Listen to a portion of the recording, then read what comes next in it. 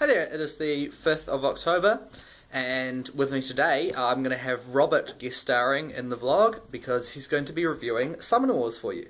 Now, Summoner Wars is possibly my favourite game, one of Robert's favourites too, I think, and so let's see how he gets on.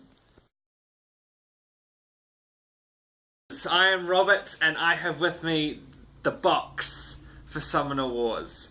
Summoner Wars is a game for 2 or 4 players in which you play a chess-like strategic battle against each other using your fantasy armies. So instead of using standard chess pieces in Summoner Wars, you have decks. I have a lot of these out in front of me. So with your deck you pick your leader. You're going to play one of these leaders, and each of these leaders has their own deck full of all their soldiers. We've got some elves at the top, some dwarves, we've got some orcs and goblins, and a lot of humans and sort of undead and cultisty type decks. These are all individual and custom decks. They're all different, and you want to play them in different ways. It makes for quite versatile games, and it's great. Okay, so the game comes with everything you need to play. Kieran and I have a setup for 2 decks already. You can see that Kieran is playing this summoner. I think it's Jexic.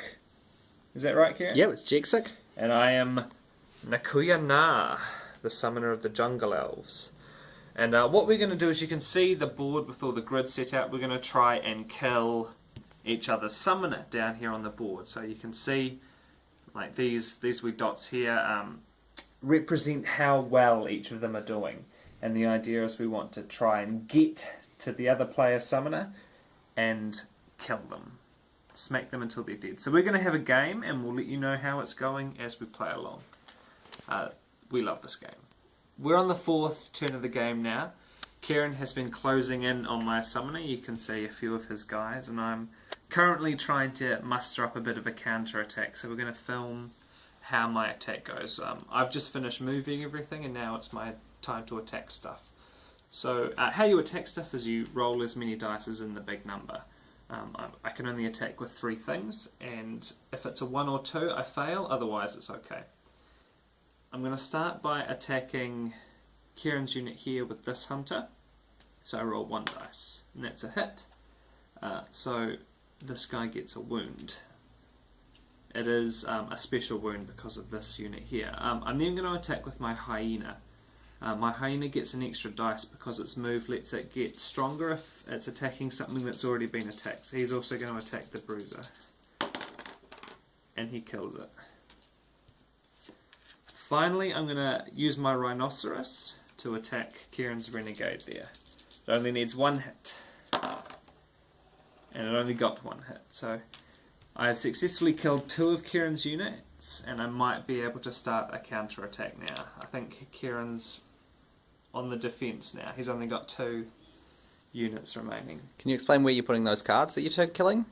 These go into my magic pile, and I can use my magic to summon more units onto the board, or to use like powerful spells and effects. Kieran's got a similar magic pile, although it's not as impressive as mine. So my counter attack went very well. If you look to the board, you will see that Kieran is starting to get surrounded. He only has 2 units, whereas I have 7 waiting to get to him. None of us have hurt each other's bosses yet, but Kieran probably won't last too much longer at this rate. No, I won't. Alright, we'll get back to it. I'm caught in a dreadful predicament. This hunter that I was unable to kill on my previous turn because my assassins have decided to go AWOL on me. He has now boosted, so he has 3 attack instead of 1. And with another event card, Robert's managed to move this hunter from... Where did it start? It was over here. Yeah, that's ridiculous. Okay, he's going to roll to kill me now. Alright, so this one's attacking Kieran's boss. So that's only 2 hits. Okay, only 2 hits. And then this one's going to attack as well. So I've put Kieran on half health in 1 turn. Yay.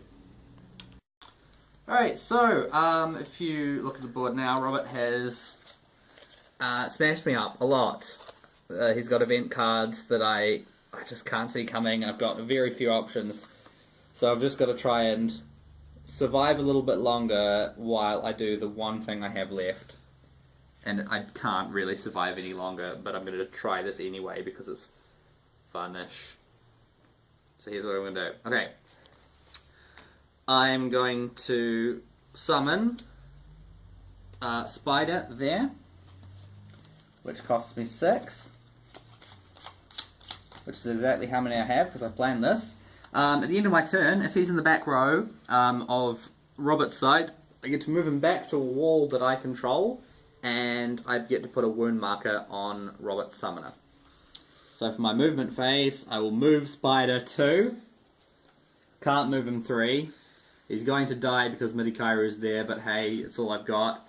And then I'm going to move Jexic 2 to there, so that I can try and kill this hyena. It's good to note that Jexic is on 1 hit point at the moment. Yes. But he really doesn't have a lot of options left, so he's just going to hit the hyena and die next turn.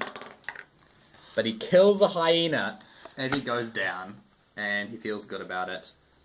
And then I don't know what I'll do.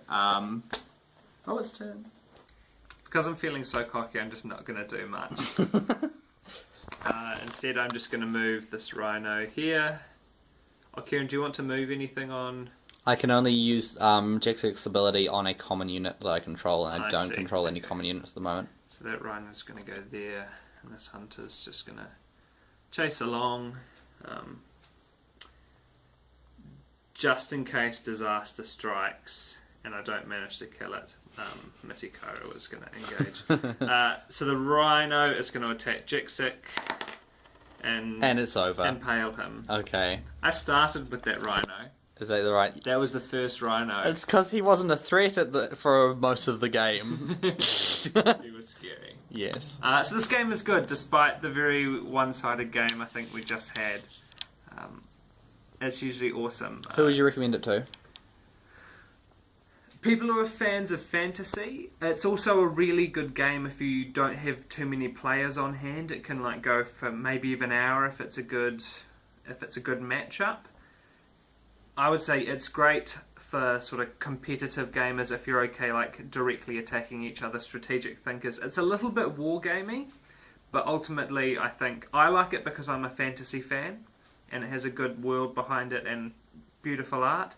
I like it because I do like being a bit strategic. It's a little bit like an RTS, a little bit like a war game, a little bit like chess. But mostly I like it because you can play it with 2 people. And sometimes it's hard to get more than that together for a game, so it's something I can usually just sit down with Kieran or someone else and play with. Good, okay. See you later.